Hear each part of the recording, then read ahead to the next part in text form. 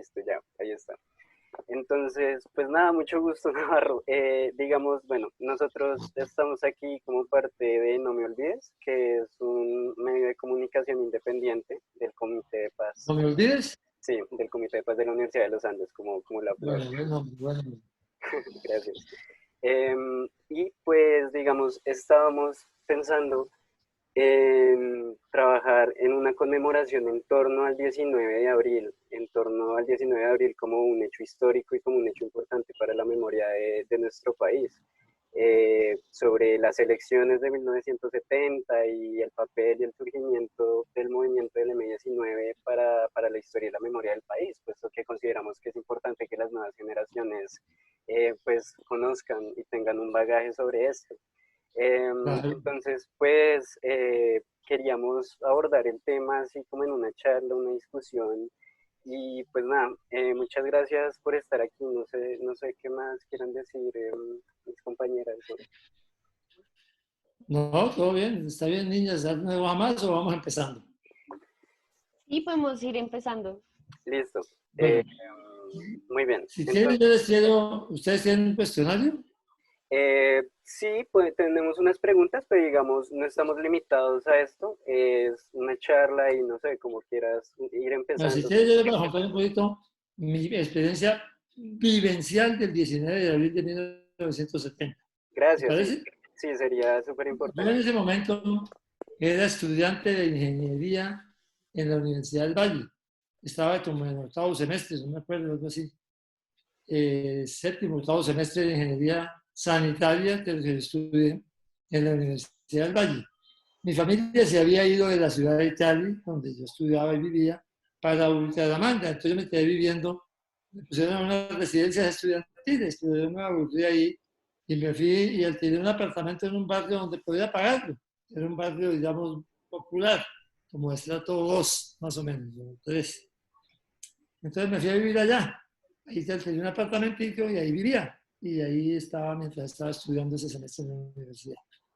En ese barrio había mucha gente que era de la ANAPO, Alianza Nacional Bueno, Popular, el partido de Rojas Pinilla. Ese día 19 de abril de 1970, pues se fue un día de elecciones para elegir presidente. Habían dos candidatos fuertes. Por un lado, Misael Pastrana Botero, que era el candidato del Partido Conservador y del Frente Nacional. Tenía que ser conservador el candidato en ese periodo por una reforma constitucional que hacía que hubiera un candidato liberal, uno conservador, uno liberal y uno conservador durante 16 años. Este era el último de esos periodos y el candidato del presidente tenía que ser conservador. Es un acuerdo que hicieron liberales y conservadores cuando terminó la violencia de los años 50. Entonces, en 1970 el presidente tenía que ser conservador. Entonces, un candidato era Misael Pastrana Borrero, del Partido Conservador, y el otro era Gustavo Rojas Pinilla. Gustavo Rojas Pinilla era un general del ejército retirado y también conservador. Había sido presidente de hecho, de facto, entre 1953 y 1957. Y en 1957 lo sacaron a sombrerazos y lo mandaron al exilio. Entonces era un partido de oposición que se llamó la ANAPO, Alianza Nacional Popular. La ANAPO tenía una bandera de tres colores: azul por el Partido Conservador, blanco por la paz y rojo por el Partido Liberal. Era entonces un partido de oposición que quería agrupar conservadores y liberales por la paz de Colombia. Muy bien. Esos dos candidatos entonces fueron a las elecciones el 19 de abril de 1970. Cuando cerraron las urnas y empezaron a dar los resultados, Rojas Pinilla iba adelante, adelante, adelante, no un poquito adelante, muy adelante. Todos los resultados los oíamos por radio en esa época. Entonces las emisoras iban transmitiendo los resultados de las principales ciudades del país primero, etcétera. Y a las 10 de la noche, el gobierno, que en esa época el presidente era Carlos Lleras Restrepo, liberal, decidió cerrar todas las emisoras, no pueden seguir dando información electoral, puso toque de queda, todo el mundo se tenía que ir a ajustar y que los resultados los iban a dar al día siguiente. En ese momento, Rojas Pinilla iba con una ventaja grande adelante en las elecciones. Entonces, cuando eso sucedió y pusieron el toque de queda y todo el mundo se tiene que ir a dormir y todo lo demás, en el barrio ese donde yo vivía, en una calle donde yo vivía, había un señor que era un dueño de taxis. Ese señor que era dueño de varios taxis dijo, voy a decirlo como lo dijo él, estos hijueputas nos van a robar. Él era de la Napo, claro, obviamente. Entonces, vamos aquí, nosotros no nos vamos a dormir, nos vamos a quedar en la calle. Y nos quedamos en la calle toda la noche. Saltó para dar una escopeta vieja, un revólver, y dijo, nosotros aquí estamos resistiendo.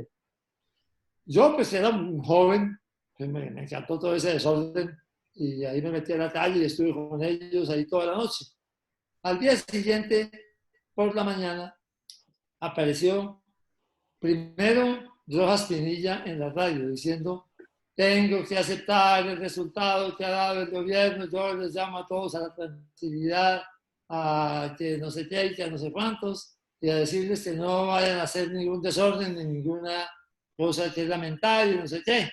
Rojas Pinilla. Y después apareció el presidente de la autoridad electoral de esa época, de la registraduría, diciendo, el resultado es primero Misael Pastrana, segundo Gustavo Rojas Pinilla. Ahí el dueño de los taxis de la cuadra, el duro de la Napo de ahí, dijo, este desgraciado se vendió y nos vendió a todos, denme las armas y ya me voy para mi casa otra vez. Así fue el 19 de abril. Después, pasados los días, empezó a haber información de que había municipios donde habían alterado los resultados, municipios rurales de la costa del Pacífico, de sitios diversos del país, donde habían cambiado los resultados para poner en esos resultados ganando a Misael Pastrana Borrero, que creo que en los resultados oficiales ganó como por 100.000 votos de diferencia solamente en la elección presidencial. Entonces, para mí estaba muy claro que ese día hubo un fraude electoral, que las elecciones las ganó Gustavo Rojas Pinilla, pero que el gobierno y el establecimiento le dieron la victoria a Misael Pastrana Borrero. Yo sinceramente en ese momento no había votado, porque no me convencía Misael Pastrana Borrero, pero tampoco me convencía Rojas Pinilla. Yo era un muchacho estudiante universitario y rebelde y no me convencía ni uno de los dos. Pero no podía aceptar un fraude electoral. Yo dije, pero ¿cómo así? Si en este país gana las elecciones un general retirado del ejército y le roban las elecciones, ¿a quién le van a repartir un resultado además conservador y le roban las elecciones? En este país la democracia y las elecciones no son un mecanismo para tomar decisiones sobre presidencia de la República. Esa idea se quedó en mi cabeza. Eso al final, eso no pasó nada, hubo desórdenes, no sé qué, y ya. Quedó Pastrana de presidente y empezó a gobernar Misael Pastrana Borrero desde el año 1970, desde julio, o desde el 7 de agosto de 1970 en adelante. Yo terminé en la universidad, terminé mi grado como ingeniero, me dieron mi título, empecé a trabajar como ingeniero, primero en asuntos de contratos de cosas que me ganaban en licitaciones, después empecé a trabajar con la Fundación Rockefeller, me gustaron y me dijeron, hombre, usted es un tipo académicamente muy bueno, también trabaje con nosotros, entonces empecé a trabajar con la Fundación Rockefeller en unos programas de desarrollo rural. Después me llamaron de la Universidad del Valle, venga usted pues no es profesor de la universidad, queremos que nos ayude a enseñar temas de sistemas, de programación de computadores. En esa época nadie sabía de eso y yo había aprendido de programación de computadores, yo era un nerd, mejor dicho. Entonces me contrataron como profesor de la Universidad del Valle y después fui decano de la Universidad del Valle y fui a hacer un curso de especialización en Inglaterra. En todas ellas estaba cuando apareció un grupo diciendo que ellos se llamaban el Movimiento 19 de Abril y que estaban alzados en armas porque el 19 de abril de 1970 había habido un fraude electoral. Ahí fue cuando yo oí hablar por primera vez del M-19. Sí, ya varios En ese años momento, después. 4 años después o 5 años después. Pero en ese momento, pues yo estaba en ese momento viajando a Inglaterra y empezando a trabajar en la universidad, entonces no me metí mucho. Pero cuando volví de todo eso, ya vine con el posgrado en Inglaterra y me nombraron otra vez decano de Ingeniería Sanitaria. Me gustaron unos compañeros que habían sido estudiantes conmigo y me dijeron, nosotros somos del M-19, venga, métase aquí. Yo dije, pues, ¿cómo es, verdad? Esta vaina parece interesante. Realmente pues si yo soy consistente con lo que pienso, pues si no respetan un resultado electoral, pues hay que alzarse en armas. ¿Qué más vamos a hacer? Eso es lo que han hecho siempre en Colombia. Habían hecho eso en el siglo XIX, después a mitad del siglo XX, cuando hubo la muerte de Jorge Eliezer Gaitán, el Partido Liberal se alzó en armas contra el Partido Conservador que estaba en el gobierno en 1948, en la época de las guerrillas liberales, todo eso que se llamó la violencia en Colombia, que terminó en 1957. O sea, la tradición colombiana era que cuando un problema político no tenía una solución institucional, entonces había un alzamiento en armas. Entonces yo pensé, ojo, alzarse en armas. Y terminé y me metí al M19. Dejé casa, carro, beca, decanatura, profesor de la universidad. Dejé todo y me metí al M19. Esa es la historia. Ok, muchas gracias, de verdad, por esta historia. La verdad, yo siento que es muy entretenida y muy interesante verla desde tu punto de vista, ¿sí? Digamos, ¿tú qué piensas? Tú mencionas mucho, bueno, no sé, o sea, acá hay varias cuestiones y digamos, tú mencionas mucho el papel, digamos, de la NAPO, no sé, ¿tú qué pensabas en ese tiempo? Tú ya dijiste que pues por Rojas Pinilla, digamos, no te inclinabas mucho, pero ¿tú qué piensas de la NAPO, lo que era como una oposición en ese momento? Y sobre todo, ¿tú qué consideras lo que ha sido la oposición en el país, no sé, a través de la historia o a través de tu experiencia? ¿Tú cómo consideras que ha sido el papel de la oposición en Colombia, sobre todo en política? Bueno, pues Colombia tuvo por muchísimos años, desde 1850 hasta 1990 prácticamente, solamente dos partidos, el Partido Liberal y el Partido Conservador. Este ha sido un país, fue un país de un bipartidismo muy cerrado. Es más, solamente hasta ahora que hay un presidente como Duque, que es del Centro Democrático, pues él está, pero no ha habido un presidente que no sea liberal o conservador, porque el Centro Democrático pues también tiene origen en los partidos tradicionales. Santos también fue liberal, así haya sido elegido por el partido de la U. Todos. La NAPO rompió eso, pero lo rompió unos pocos años, de 1972 a 1900, de 1962 a 1970. Porque después de 1970, cuando le robaron las elecciones, la NAPO prácticamente desapareció. El general Rojas Pinilla murió un año después y la NAPO se fue disolviendo y desapareció. De manera que fue un movimiento de oposición que duró, digamos, 10 años, encabezado por el general Rojas Pinilla y su familia, y después desapareció. Gracias. ¿Tú crees, o sea, pues no sé, o sea, es muy interesante pensar que tal vez en esa figura de la NAPO o en esa figura del general Rojas, como que se recogían muchos movimientos, no sé, como muchas ideas que, digamos, encontraban como su voz, de alguna manera no recogidos en los partidos tradicionales. Entonces, sí, es muy interesante resaltar eso. Es un movimiento populista, para decirlo de alguna manera, ¿no? Sí, Un movimiento populista, de reivindicación del pueblo contra la oligarquía. Recogió la consigna de Gaitán, que era contra la oligarquía a la tarde. sí. Entonces los de la NAPO también recogieron eso de que estaban contra la oligarquía y estaban contra el bipartidismo y estaban contra los ritos del país que habían gobernado siempre a Colombia. Eso era la NAPO. Claro, sí, muchas gracias, de verdad. Pero no tenía mucha ideología ni muchas propuestas claras, esa es la verdad. Ok, Por ok, eso a mí no me convencía mucho, ¿no? Yo no era, pues, no estaba en ningún partido político, pero me parecía que la NAPO no tenía unas propuestas más o menos bien definidas. Solamente una especie como de protesta electoral y partidaria. ok, como atrapándose diferentes cosas. Eh, sí, digamos, pues tú nos hablas de lo que significó para ti unirte al M19 después, como unos 4 años después de su surgimiento.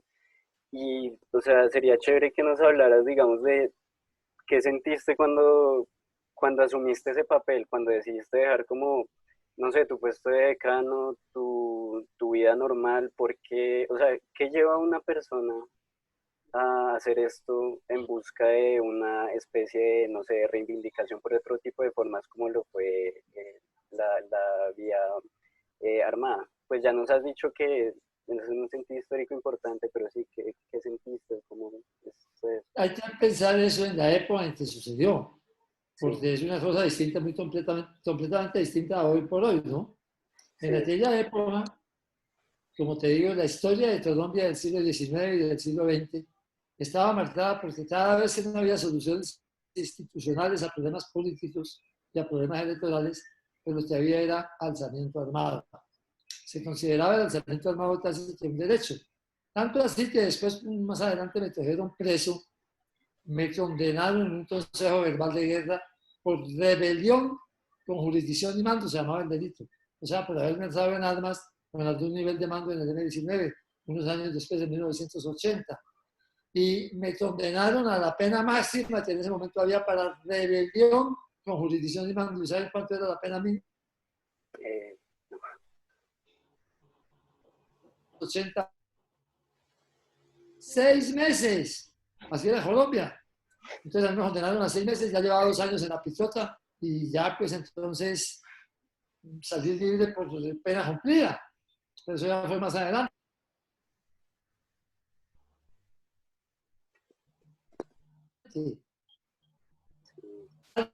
Más contra la desigualdad, contra el fraude electoral, contra el bipartidismo y contra la violencia internacional, usar la violencia de las armas como un mecanismo para resolver los problemas del país. Así pensaba, digamos, la sociedad colombiana en esa época.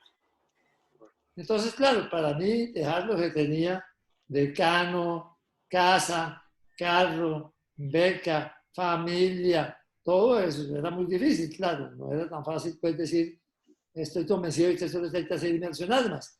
Pero yo era, digamos, una persona, digamos, que quería ser consistente. Y dije, pues, si quiero ser consistente con lo que pienso, pues voy a alzarme en almas. Y vamos a hacer esto, que fue un paso, pues, evidentemente, a una vida muy difícil, de unos años muy difíciles que fueron los que siguieron en mi vida en los años posteriores. ok. Sí, y en ese orden de ideas, digamos, pues es muy interesante que tú hablas de cómo llegó a ti el M-19, pues por un grupo de compañeros tuyos, creo que dijiste, digamos, tú, ¿cómo viste, cómo percibiste el M-19 como una oportunidad para entrar? O sea, ya estaba la idea de la lucha y esa idea de la reivindicación, pero digamos, siento que también hubo como una cercanía por ser un movimiento tal vez más urbano, no sé cómo lo pensarías, como en esa caracterización del grupo, era en sí más urbano, se dice incluso que pues que era un grupo estudiantil, entonces no sé si tal vez eso también permitió tu ingreso o tú cómo sientes que fue tu acercamiento al grupo. No, había una cosa que era muy importante. Ya en esa época había otras guerrillas. Estaban las FARC, estaba el ELN, estaba el EPL, y todas esas guerrillas eran marxistas-leninistas. Yo no era ni marxista ni leninista, tampoco me convencía. Era rebelde, sí, pero no era marxista-leninista. Entonces la ideología de las guerrillas que existieran no me atraía. Por eso no me metí ni a las FARC, ni al ELN, ni al EPL, que ya existían. Ellos fueron fundados en 1964, fueron fundados esas guerrillas, tratando de replicar la experiencia de la Revolución Cubana. Y esto yo estoy hablando de que yo esta decisión la tomé a finales de los años 70, cuando ya esas guerrillas tenían 15 años de existencia. Pero no me convencían ideológicamente, pues no estaba en la idea de que esto era un asunto de marxistas, leninistas y lo demás. El M-19 no era eso, el M-19 era nacionalista y estaba ligado a un fraude electoral en un programa más bien moderado desde el punto de vista ideológico. Después ya eso se planteó de una manera ordenada y las ideas del M-19 eran tres. Uno, nacionalismo. Dos, democracia económica y política. Y tres, justicia social. Yo dije, eso sí me convence. Yo sí creo que hay que defender a la nación colombiana, creo que hay que defender una democracia real, tanto política como económica. Hay mucha desigualdad en Colombia y hay que tener justicia social porque este es un país muy injusto. De verdad que tenía una presentación político-ideológica que se acercaba mucho más a lo que yo pensaba. Ok, vale. Y digamos, ¿tú cómo veías ese papel de la desigualdad? Digamos, ¿cómo percibías que había que tomar acción en torno a la desigualdad? Perdón. Ya, creo que estamos ahí bien conectados. Sí, no Sí, sé. no, se estaba pensando y el mensaje te Sí, dice, sí, el anfitrión ha actualizado esta reunión y ahora incluye minutos ilimitados. Bueno, muy bien. sí. ¿Tiene sentido? No, pues sí, entonces digamos, ¿tú qué piensas de eso que era la situación de la desigualdad en Colombia, digamos, en esa época y tal vez tú a lo largo de tu vida, cómo has sentido que se ha transformado la desigualdad en el país, sobre todo? Este tema del coronavirus y del COVID-19 ha desnudado la realidad y es que la desigualdad en Colombia no ha disminuido casi nada. La desigualdad en Colombia sigue siendo enorme. En mi opinión, es el problema estructural más grave que tiene Colombia. Si en aquella época luchábamos contra la desigualdad, hoy tiene plena vigencia seguir luchando contra la desigualdad. El segundo problema que tiene Colombia de hoy es la corrupción, pero el primero es la desigualdad. Entonces era muy evidente en esa época, pero esta pandemia del COVID-19 nos ha desnudado de nuevo como sociedad. Somos una sociedad donde el 60% de la gente tiene empleo informal, 60% donde la gente vive al día o vive con ingresos muy precarios, con trabajos muy precarios, no tiene seguridad laboral, no tiene estabilidad laboral y todo lo demás.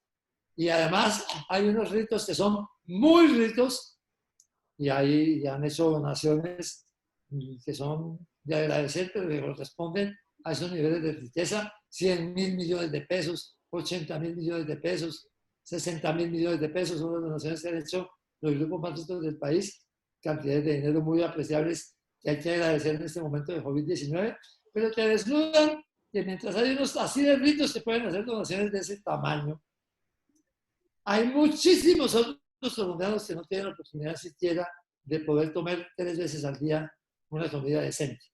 Entonces yo sí creo que la desigualdad sigue siendo un problema que Colombia tiene que afrontar y que tiene que resolver.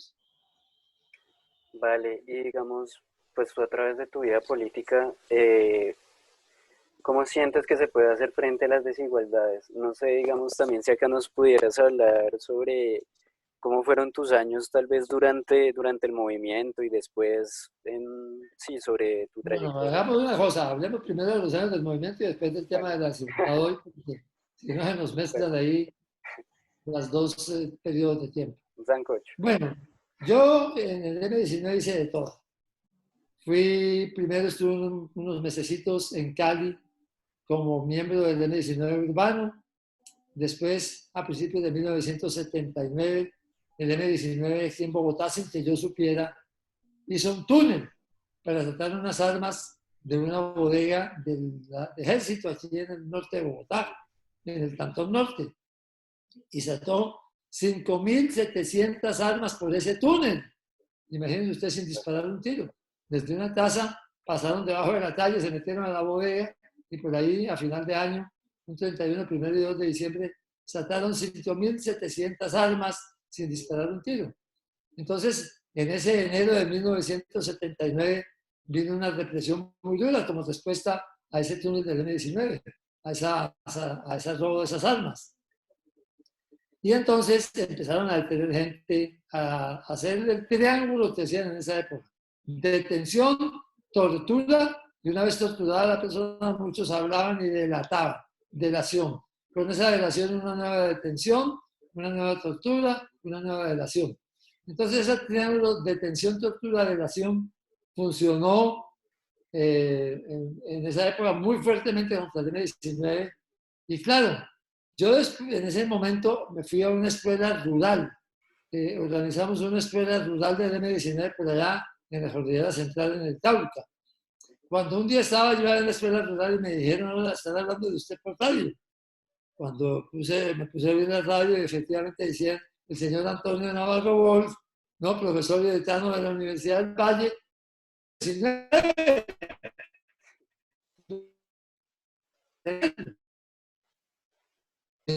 estando aquí en el monte, pues yo aquí ya no me bajo, me quedo aquí en el monte.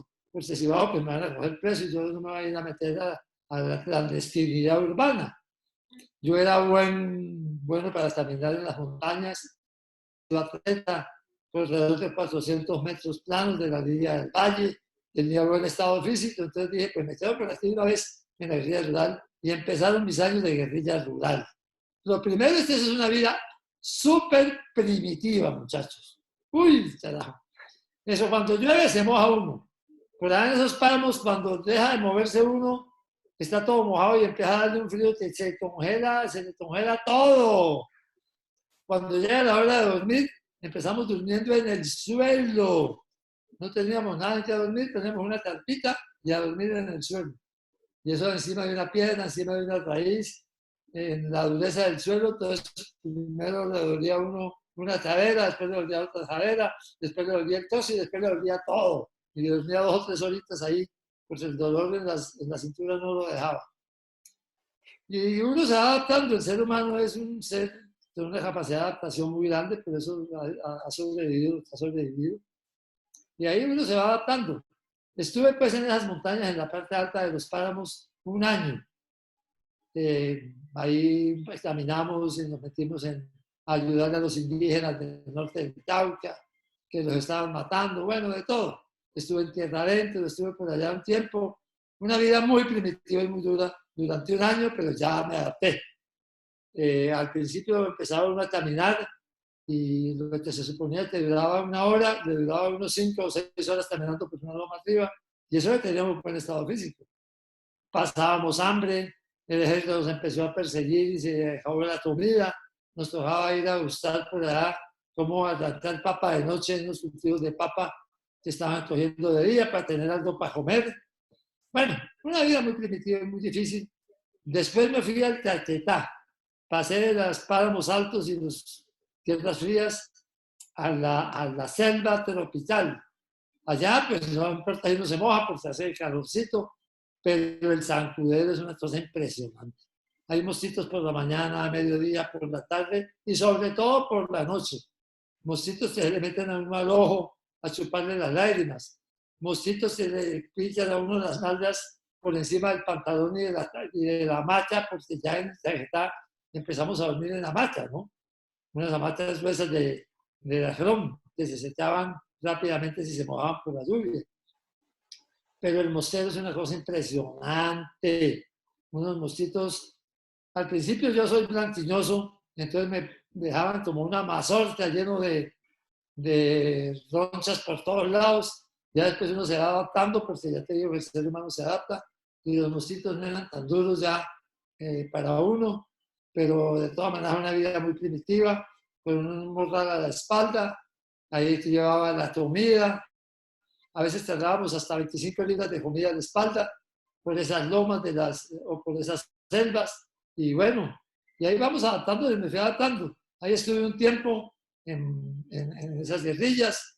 Después había una reunión en cerca de Girardot y esas reuniones estaban siguiendo a los que realizaron la reunión, una reunión del M-19.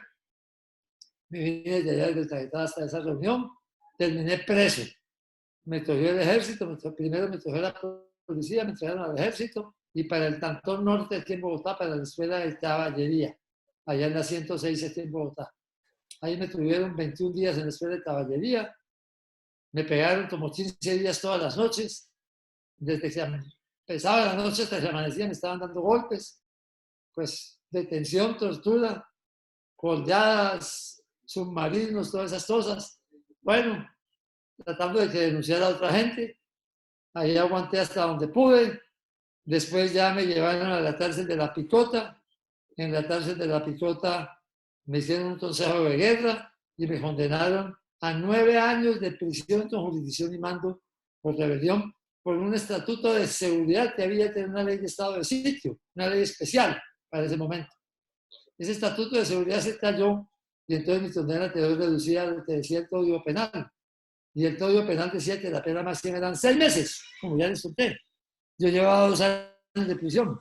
Así que después de 2 años en La Picota, cárcel dura, había agua solamente 1 hora al día, de 5 a 6 de la mañana. nos encerraban en celdas con tornillo desde las 6 de la tarde hasta las 5 de la mañana.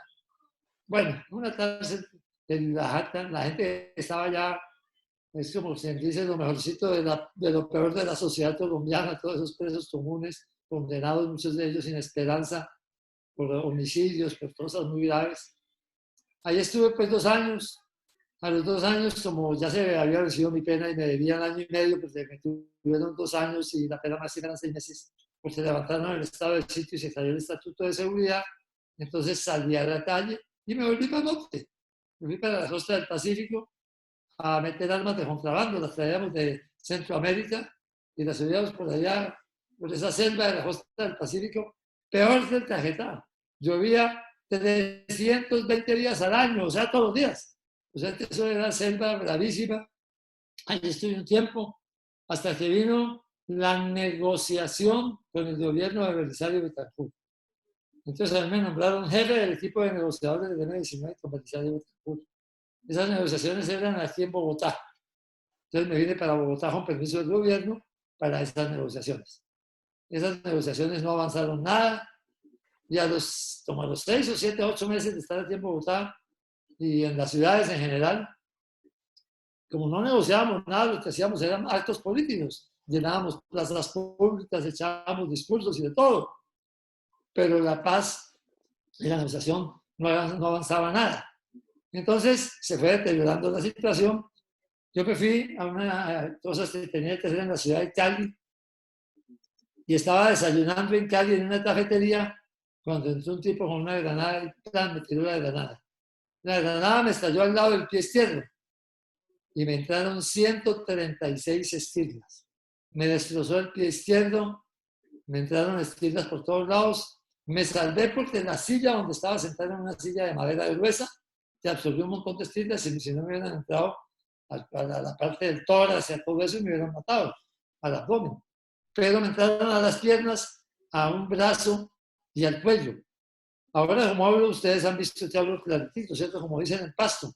Ese Navarro habla claritito, pero no se le entiende nada.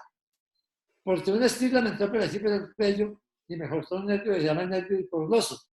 Y por eso hablo a media lengua. No puedo controlar bien la lengua. De ahí me llevaron al hospital departamental de Italia. Ahí estuve 15 días. A los 15 días me iban a rematar en el hospital. Entonces, una serie de periodistas, entre ellos Yamil Amat y Juan Gosaí y Laura Restrepo, le escribieron una carta al presidente para que me permitiera salir del país. Y Gabriel García Márquez, que vivía en México, habló con el presidente de México y entonces me llevaron a México. Todavía tenía la pierna destrozada, pero no me la habían cortado. Llegué a México, al Hospital Musel, y a los 5 o 6 días de estar ahí, amputación de la pierna izquierda. Me cortaron la pierna y quedé pata de palo. Desde eso soy un pata de palo. En 1985 fue que me cortaron la pierna. Después de eso me quedé en el exterior, pero ya con pata de palo, pero no podía volver a la guerrilla rural. Hasta otro proceso de negociación fue de 1989-1990, que encabezó Carlos Pizarro como comandante del M-19. Efectivamente, esa negociación sí avanzó. Tratamos de que el resto de guerrillas negociaran, las FARC, el EPL, el ELN, el Tintilame, pues, todas las otras guerrillas que existían, éramos 6 guerrillas, pero los únicos que nos convencimos de que había que hacer la paz, en ese momento fuimos los del M-19. A nosotros no los pudimos convencer. Nos decían, ustedes están equivocados, eso los van a matar, eso no es por ahí. Y efectivamente negociamos solos y firmamos el primer acuerdo de paz contemporáneo de América Latina el 9 de marzo de 1990 en el Palacio Presidencial. A nombre del M-19 firmó Carlos Pizarro León Gómez y Antonio Navarro Wolf, y a nombre del gobierno firmó pues, el presidente Virgilio Barrio. De manera que esa fue la historia de la guerrilla y la historia del primer acuerdo de paz, que fue el primero no solamente de Colombia contemporánea, sino de toda América Latina. Muchas gracias. No, vale, digamos, a mí me parece interesante pensar en ese papel de lo negociador, de tú como negociador y lo que fueron las negociaciones en el gobierno en esos dos procesos de paz, digamos, álgidos y bastante dolorosos para, digamos, para el país, tanto para las personas y también por esa serie de atentados y por esa serie de violencia que se vivía. ¿Y tú qué piensas también de ese papel de negociación para el desarrollo de la paz en Colombia? Y sobre todo ahorita en estas épocas, se supone, posconflicto. ¿Cómo, Nosotros firmamos ese primer acuerdo de paz el 9 de marzo de 1990 y la historia nos ha dado la razón. Es lo que había que hacer. Esa es la realidad. La firmamos, estamos ese año 1990, fue un año durísimo. El cartel de Medellín estaba matando candidatos presidenciales. Mató primero a Luis Carlos de Alán, después mató a Bernardo Jaramillo, después Pizarro fue candidato presidencial y en abril de 1990 lo mataron. Él iba en un vuelo entre Bogotá y Barranquilla y un sicario le disparó dentro del avión a una subametralladora por la espalda y le pegó 3 tiros en la cabeza y lo mató. Yo tuve que tomar la decisión de qué hacer. Yo era el segundo en ese momento al mando del M-19 y Puerto Pizarro pues quedaba como comandante del M-19 ya sin armas. Entonces nos reunimos, lo pensamos, enterramos a Pizarro en paz y tomamos la decisión de continuar en el acuerdo de paz que habíamos firmado. De continuar cumpliendo el acuerdo de paz. Yo fui candidato presidencial en ese momento, vino la elección presidencial, quedé tercero, tuve que encerrarme en una casa durante 45 días, porque si no me hubieran matado también porque estaban matando candidatos presidenciales. Lo mismo le pasó a otros candidatos presidenciales de esa época, a César Gaviria, que fue el que ganó la presidencia, a Álvaro Gómez, a Rodrigo Lloreda, también tuvieron que todos encerrarse cada uno en su casa, porque el cartel de Medellín y los Pepes y esa gente estaba matando candidatos presidenciales para desestabilizar el país. Después de eso, coincidió toda esa época con el movimiento de la séptima papeleta, en que los estudiantes llamaban a una asamblea constituyente. Nosotros firmamos la paz y nos sumamos a ese esfuerzo de la séptima papeleta y vino entonces la realización de la votación para aprobar la realización de la Asamblea Constituyente y la elección de los constituyentes. Entonces, yo fui candidato presidencial en el primer semestre de 1990. Después, como apoyamos al gobierno, y también estaba apoyando lo de la séptima papeleta y la constituyente, fui nombrado ministro de Salud. Fui ministro de Salud de agosto a octubre o noviembre de 1990 y después fui candidato a la Asamblea Constituyente.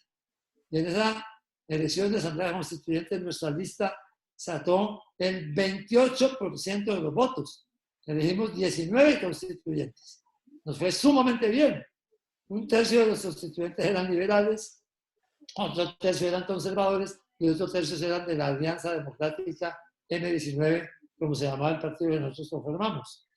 Entonces fui constituyente, la constituyente conformó una presidencia colegiada de 3 miembros, un liberal, Horacio Serpa, un conservador, Álvaro Gómez, y uno del M-19, Antonio Navarro Wolf.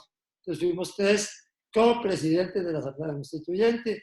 Fue un momento de concertación nacional, hicimos la constitución vigente y ese fue un momento muy importante para la historia nacional, porque fue una constitución hecha en 5 meses y que sigue hoy, pese a los cambios y cosas que le han hecho, en su esencia sigue vigente. Listo, muchas gracias. Digamos, sí, pues ahora Laura iba a seguir. Dale. Yo quería preguntarte un poco, ligado lo que estás hablando sobre la trayectoria del proceso de paz del M-19 al acuerdo que tenemos ahorita con las FARC. Tú mencionabas que lo mejor que pudo hacer el M fue apostarle a la paz. Ahorita que el acuerdo está en proceso de implementación y que han habido tantas problemáticas frente a la negligencia del gobierno, ¿cuál crees que sería el papel de los jóvenes, así como impulsaron en su momento la séptima papeleta? Ahorita, ¿qué podríamos hacer frente al acuerdo de paz y a toda la situación frente a injusticia y a desigualdad que está viviendo el país? Bueno, hay que decir que esa asamblea constituyente fue el resultado de 2 cosas: del movimiento estudiantil de la séptima papeleta y de la paz del M-19. La Corte Suprema de Justicia, que en ese momento hacía la revisión de constitucionalidad, decidió que por 13 votos contra 12, o por 12 votos contra 11, eran 23 miembros, que porque era un esfuerzo de los estudiantes y de la sociedad civil, y porque además era un proceso de paz que ya había producido la paz del 2019, había que hacer la Asamblea Constituyente del 91. Esa Asamblea Constituyente además consiguió que otras 3 guerrillas se incorporaran y firmaran acuerdos de paz. El EPL, el PRT y el Quintín. O sea, al final de la Constituyente del 91, de 6 guerrillas que había en Colombia quedaban 2, el ELN y las FARC. Más adelantito, en 1994, una parte del ELN también firmó un acuerdo de paz. Un sector del ELN, una minoría que se llamaba la Corriente de Renovación Socialista. O sea, que en la década de los 90, digamos, 3/4 partes de la guerrilla que había en Colombia firmó acuerdos de paz y se incorporó a la vida civil.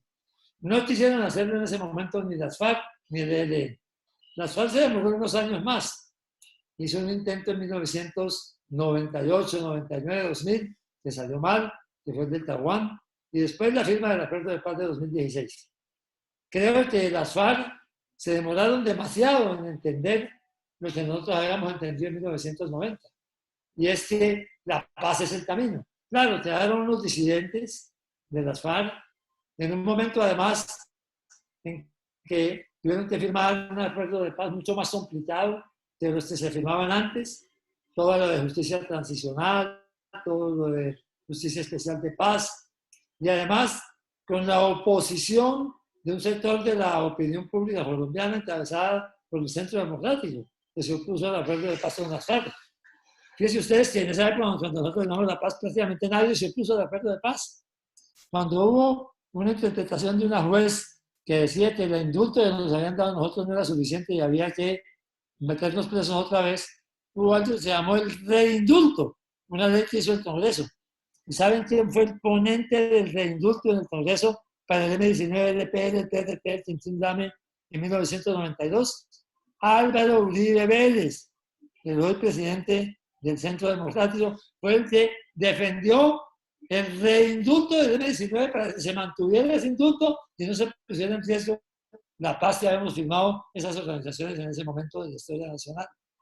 Distinto a lo de 2016, cuando el mismo Álvaro Uribe Vélez y su partido se opusieron al acuerdo de paz que habían firmado la FARC y el gobierno nacional.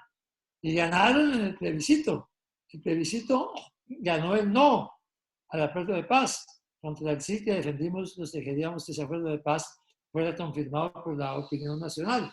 Entonces era un momento político distinto. Hoy, la mayoría de las FARC siguen cumpliendo con el acuerdo de paz. Algunos se han devuelto, pero son una minoría. Otros no aceptaron el acuerdo, los disidentes que hay todavía. Hay una serie de incumplimientos y lo demás. Pero aún el mismo gobierno de Iván Duque, que hizo campaña oponiéndose al acuerdo de paz, ha ido entendiendo que el acuerdo de paz es necesario, ha ido cumpliendo a los miembros de las FARC que están cumpliendo en cosas de desarrollo rural y de otros de los acuerdos del acuerdo de paz.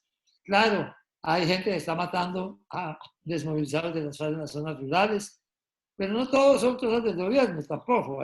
También hay que saber que tenemos un conflicto armado ligado a cultivos ilícitos en Colombia, a minería ilegal, y que esos gente que está en la ilegalidad también es parte de los que han matado a miembros de la FARC que firmaron el acuerdo de paz que están en zonas rurales.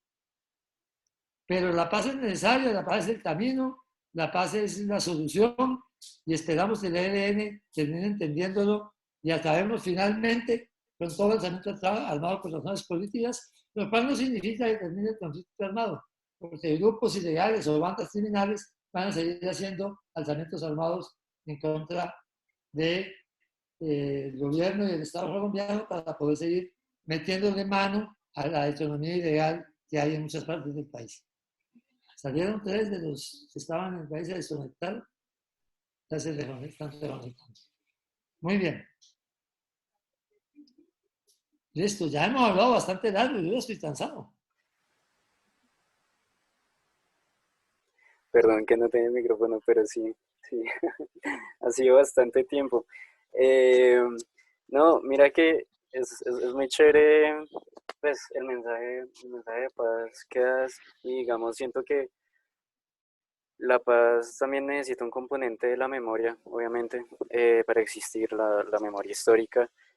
Y digamos, no sé, en Colombia, pero también en Latinoamérica, con sus contextos tan diversos y como sus luchas como tan trascendentes a lo largo del tiempo. No sé tú qué piensas, cuál es el papel de la memoria para Latinoamérica o para Colombia, el papel de recordar y el papel de transmitir a las nuevas generaciones la historia A ver, sobre el país. la esencia de la paz política es esta. Se desarma un grupo armado ilegal, recibe un perdón jurídico y pide perdón y puede participar en política y ir a elecciones. Ese es el corazón de la paz. El acuerdo del M19 era eso, un indulto, un desarme y la posibilidad de ir a hacer política. Y nos fue muy bien, y nos fue muy bien en la etapa inicial, y después nos fue mal, y después volvimos a recuperar. Y ahí tenemos pues que el tercero de segundo en las elecciones presidenciales del año pasado, o del 2018, fue Gustavo Petro, que fue el M19. De manera que esa es la esencia. Pero obviamente la paz necesita más, necesita también memoria, necesita escribir una memoria.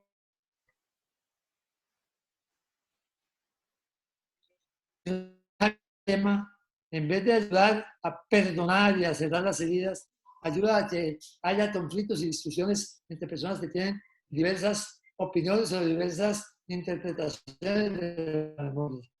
De manera que yo diría que todo eso es adicionalmente necesario, pero no podemos perder la esencia de la paz. Desarme, indulto o perdón jurídico, pedir perdón a las víctimas y posibilidad de participar en política para quienes estaban antes por fuera de la ley.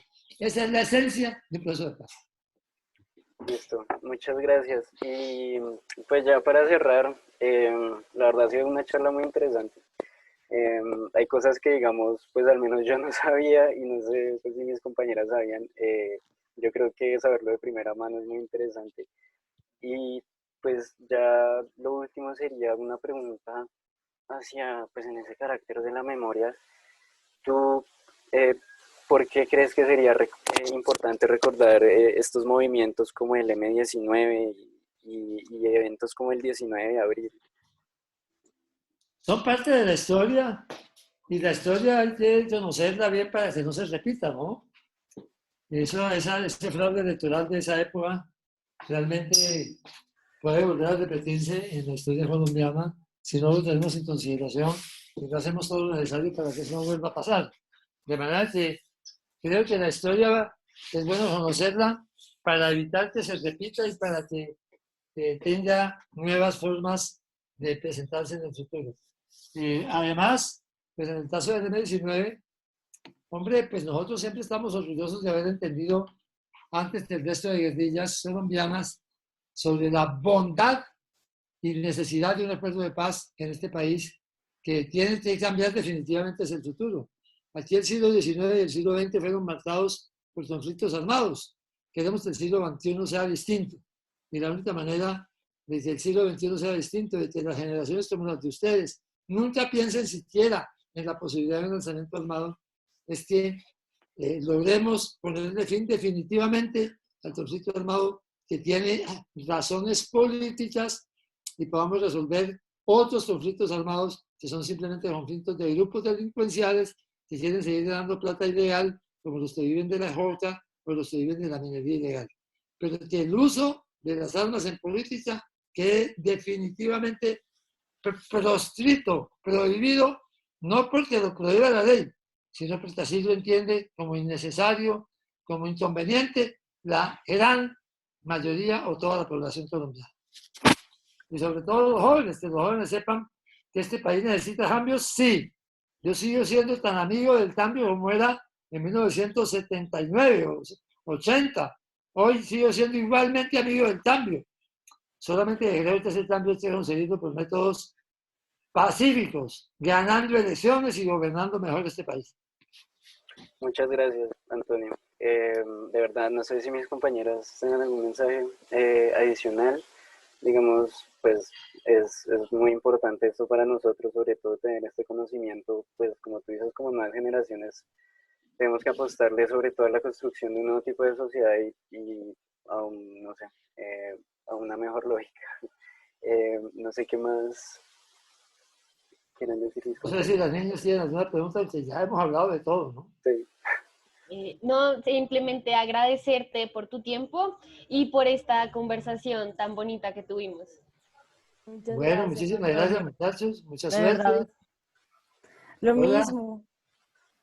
mucha suerte, que estén muy bien, que les vaya muy bien en la universidad, que terminen su carrera y puedan tener una vida productiva muy interesante. Muchas gracias. Que esta historia colombiana sirva para que la cambiemos. La historia de Colombia necesitamos cambiarla. Y esa es una obligación que no se tener entre los que la vivimos, que estamos ya saliendo de esa historia, y los que están empezando la nueva historia de Colombia, que son ustedes. Un abrazo. Muchas Un gracias. abrazo, chao, Un gracias. saludo. Chao, chao, chao, chao. Chao, Chao. cuídense.